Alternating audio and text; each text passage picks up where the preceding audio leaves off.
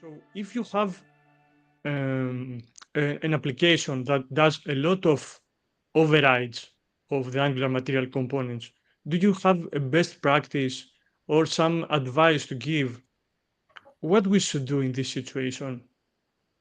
That's what they made the CDK for, isn't it? Yeah, If you're fighting with Angular material. yeah, it's tough because we definitely understand that not everyone wants the default Angular material components, but like if we try to promise like compatibility no matter what kind of overrides you're doing, we're basically stuck. We can't change anything, right? And so we see this like even within Google, which theoretically should all be using material design, right? Like people have all kinds of overrides, and we try to make the simplest changes and roll them out into Google. And I just want to change this one like border radius here, and suddenly I have hundreds of broken tests. And so if you want to change things outside of what's supported in our themes, you could do it, but you're kind of signing yourself up for having to maintain that as we make changes.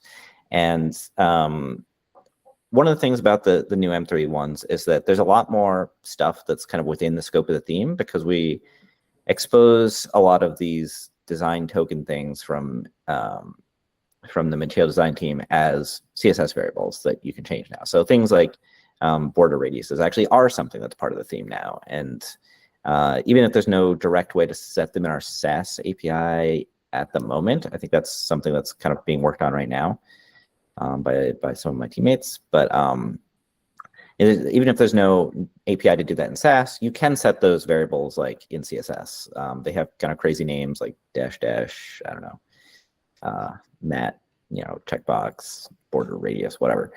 And then that should be easier to keep in sync with like our changes, because we do consider those CSS variables to kind of be like part of our API.